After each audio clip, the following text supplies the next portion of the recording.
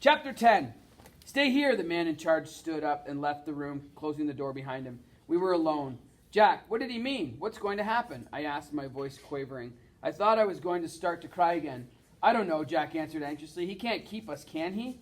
I don't know. But they're on our side. We're on their side, aren't we? I cried. I don't know. Now stop crying and let me think. We got to get out of here, Jack snapped. He jumped to his feet and raced over to the window, and I got up to join him. A thick white blind let in light but blocked the view. Jack pulled the blind away so we could both peer outside.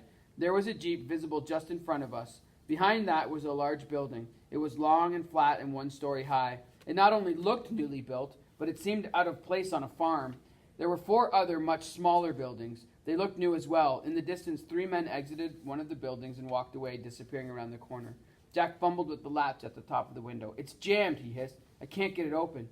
Maybe we can smash it, I said. Too noisy. Somebody will hear. I'll just try harder and then... Are you boys plotting a daring escape? We both jumped into the air and spun around in shock. It was the man who had just interrogated us. He'd come back. We were looking, that's all, I said. I would think that you two have seen far too much already. Please take your seats again. Jack let go of the blind and it fell back into place, blocking the outside world from view. Slowly he started back to his seat. I followed, eyeing the door as I walked. Maybe I could make a dash for it and get away. Hurry up, gentlemen, he said as he again took up a perch on the edge of his desk.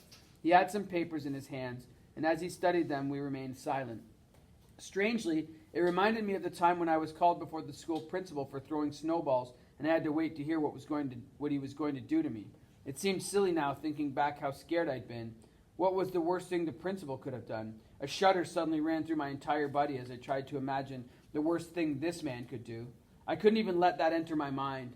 As you boys are acutely aware, he said, this country is at war, and as a result, the government has many very special powers. Any citizen of this country can be asked at a moment's notice to do service for his or her country. Were you aware of that? I shook my head. And that service cannot be denied regardless of circumstances. I am requesting that you both read this document, he said, handing a piece of paper to each of us. And upon reading, I will ask that you both affix your signature at the bottom. What is it? Jack asked. I am asking you to sign an oath under the Official Secrets Act. I don't understand, I said. You are signing an oath stating that as agents of this government, you will not divulge anything to anybody about what you have learned. Agents of the government? What does that mean? It means that you are officially being enlisted into the service of your country. You mean like soldiers? Jack asked. Or like spies? I suggested. Spies? Why would you say that? He asked. I was just thinking, this isn't a regular army base, is it? This is some sort of special camp, right? He smiled. I'm afraid I can't answer that question. I still need you boys to sign the oath. We won't tell anybody, honestly, Jack said. I'm insisting on your silence. Punishment for violating this oath is imprisonment or, in extreme cases, execution. Execution? I gasped. Like killing somebody? A firing squad is customary in military matters. You must sign this oath being fully aware of the possible consequences of your actions. Do you understand and agree to these terms?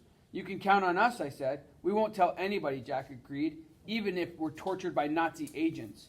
Hopefully that will not present itself as a reality.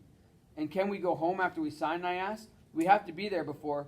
You don't have to worry about your mother calling at break, he said. But she calls every night, Jack tried to explain. Not tonight. All the phones are going to be, shall we say, unavailable for use. How do you know that? That was one of the things I arranged when I was out of the room. The telephones at the DIL plant will be out of order throughout the last break this evening. You can do that? I asked. He smiled. We can do many things. But if we just sign the oaths, we could get home before she calls. There's still time. There is still much to be done prior to you leaving this evening, he said. You will be meeting with one of my men who will be asking you much the same questions I have, but in more detail. And your answers will be carefully written down. But we told you the truth, honest, Jack told him. I believe you did, but there is much we need to learn from you two boys. Learn from us?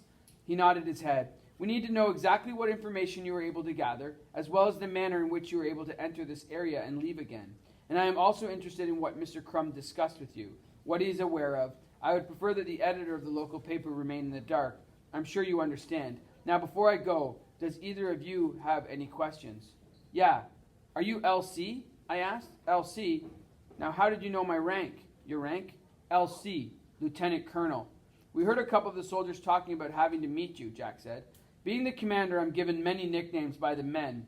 LC is one of the more polite ones. Now, if you gentlemen will excuse me, your appearance has gotten in the way of my work, and I still have much to do before the end of this evening.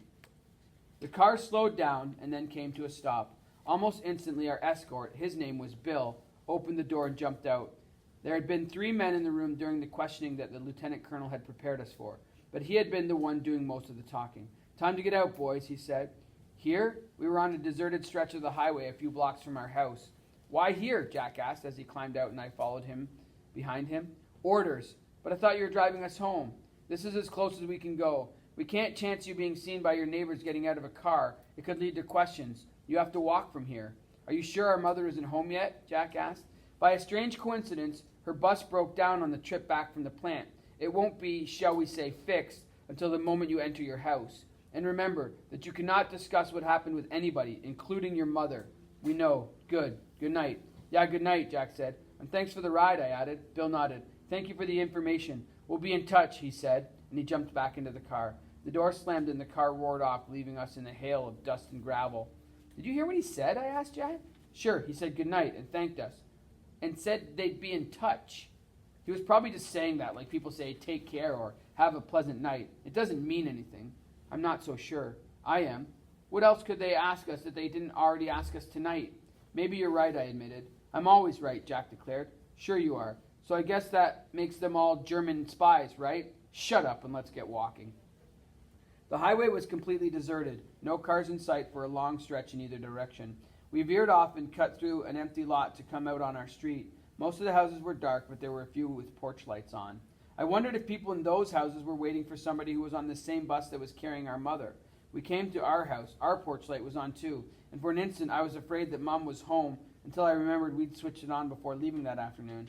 We probably shouldn't have left the light on. It was wasting energy, and that could hurt the war effort.